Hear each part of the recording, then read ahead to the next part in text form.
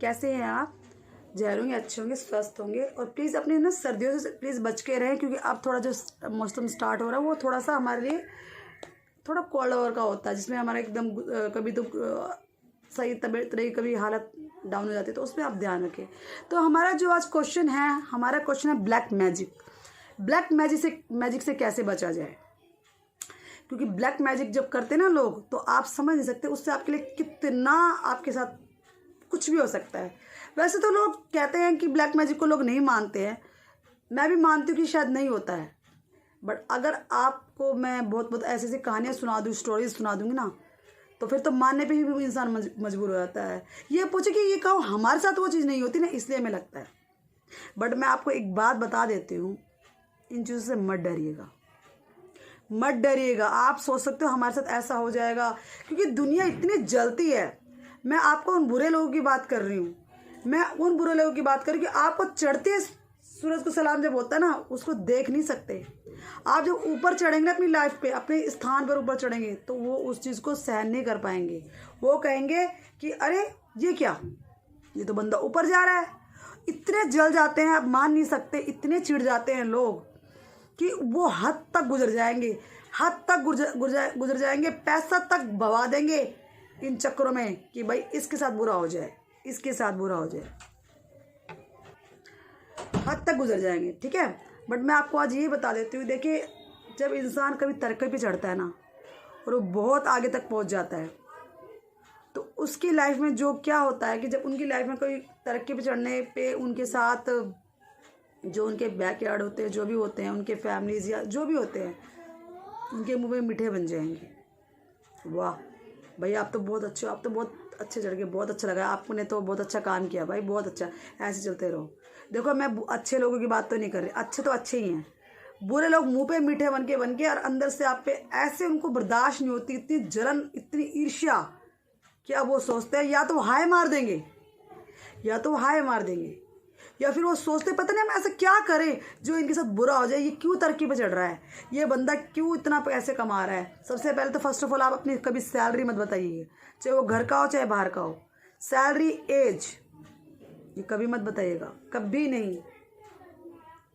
इस नज़र के पत्थर के दो टुकड़े हो जाते हैं, पत्थर के दो टुकड़े।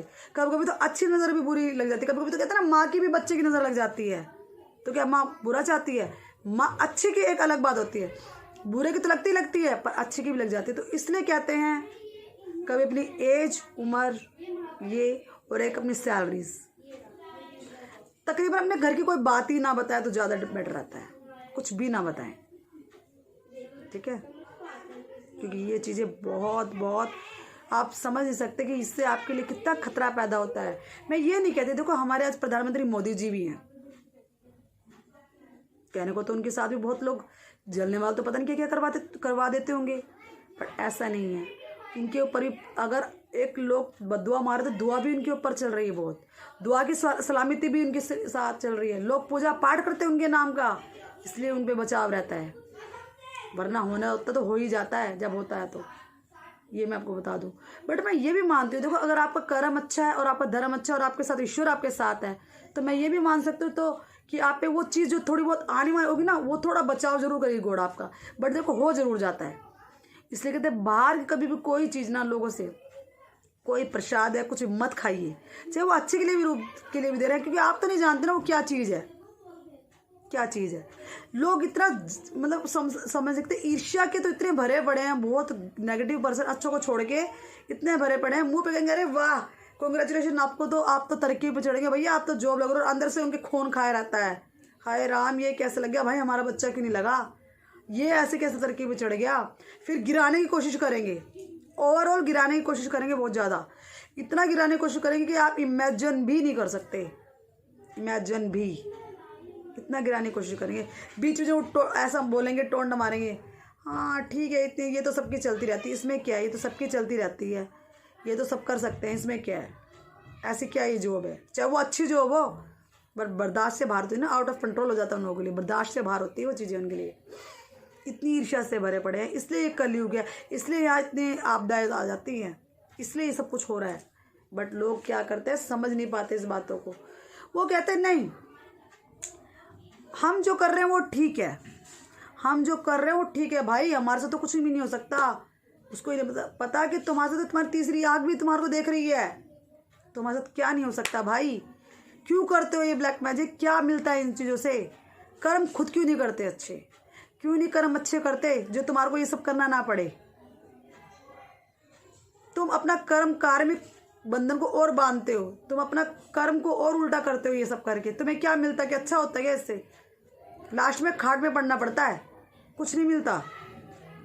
होते हुए देखा हमने, बिस्तरों पे पड़ते हुए, जिन्होंने बहुत गलत काम किए हैं। ठीक है, मत कीजिए। और कभी कभी अच्छे आदमी भी होते हैं, उनका फिर कोई पिछले जन्म से कोई ऐसा ना होता जो कुछ ना कुछ उनके साथ, जो वो इस जन्म में अच्छा करते हैं उनका तो उस चीज़ का फल मिलता ही है, बट जो पिछले जन्म को वो करके आए हैं उसका भी उनका प्लस पॉइंट मॉनिटर हो जाता है, बट वो थोड़ा सा।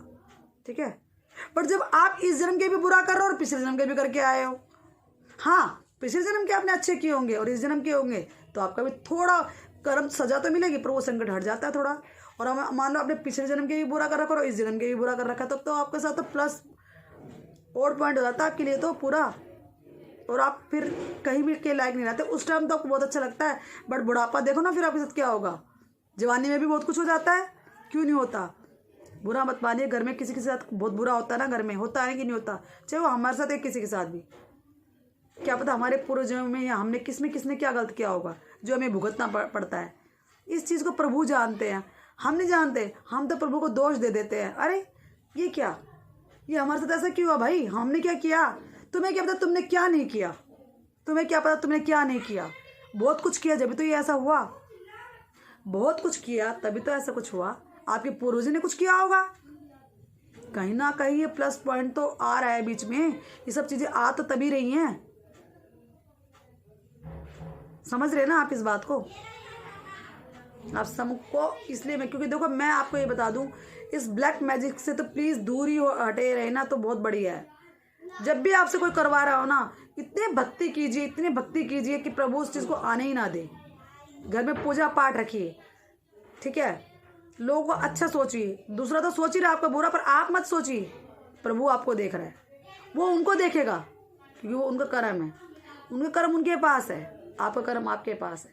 ठीक है, हमेशा मैं आपको हर बार कहती हूँ मेडिटेट किया कीजिए, 7 चक्रास का मेडिटेट कीजिए, आपको पता चलेगा आपकी जो धीरे धीरे आपकी जो अंदर की ये सारी ये ब्लॉकेजेस है वो सब खुलेंगी,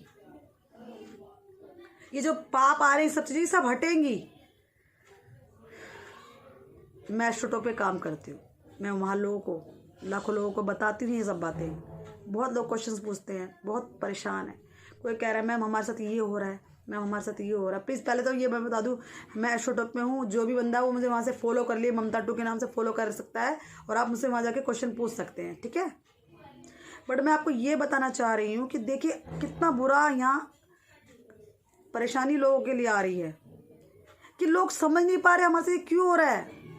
कभी कभी भगवान की भी सजा नहीं होती है, कभी कभी करी कराई चीज़ हमारे को अफेक्ट करती है, कभी कभी करी कराई चीज़ हमारे को अफेक्ट बहुत करती है, कभी कभी करी कराई चीज़ हमें बहुत अफेक्ट करती है। तो प्लीज़ मैं तो आपको यही, इन लोगों से बचिए, ऐसे खतरनाक लोगों से बचिए जो मुंह पे तो मीठे बनते हैं आपके और पीठ पीछे छुरा घोंपते हैं, छुरा,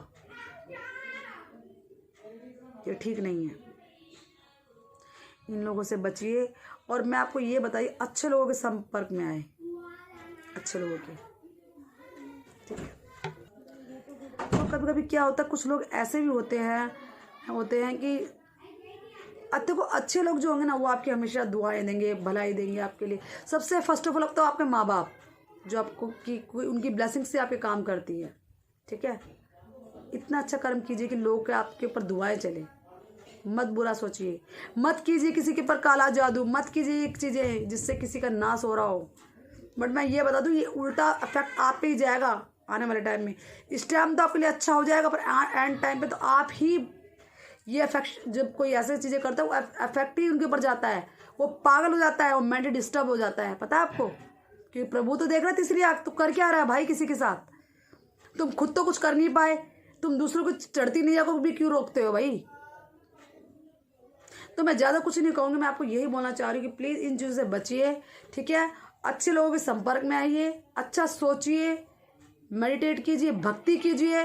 पूजा पाठ का मतलब ये नहीं कि पूरे दिन बैठे रहिए, पर उनका नाम लीजिए दिल से, श्री दर्शन के। देखिए आपका काम इतना अच्छे से काम बनेगा आपका, वो प्रभु आने भी नहीं देंगे। बट ये भी सच है कि प्रभु हमें इशारा भी देते कि तू जा इससे पूजा करवा ले, तेरा काम सही होगा। वो धरती पे खुद नहीं आ सकते। तो ये पूजा पाठ घर में करवाते रहना चाहिए अच्छे पंडितों से, अच्छे लोगों से, ज्ञानी पंडितों से। वो आप करेंगे तो आप घर में चीज़ें हटेंगी। और आप अपने काम कर्तव्यों को पूरा कीजिए, अपने ऊंचा बनिए, वैल्यू को बढ़ाइए। Value is the first of all. किसी की बातें मत सुनिए, कौन क्या कर रहा है जलने दीजिए, और अपने बारे में किसी को डिस्कस कीजिए भी मत। बस आपका काम अच्छे से बनेगा और आगे आप बढ़ोगे। ये सच है, that is a fact. Okay, and true is very evergreen. और ये कभी भी चीज़ें रुकती नहीं है, ये इसको रोकनी पड़ती है।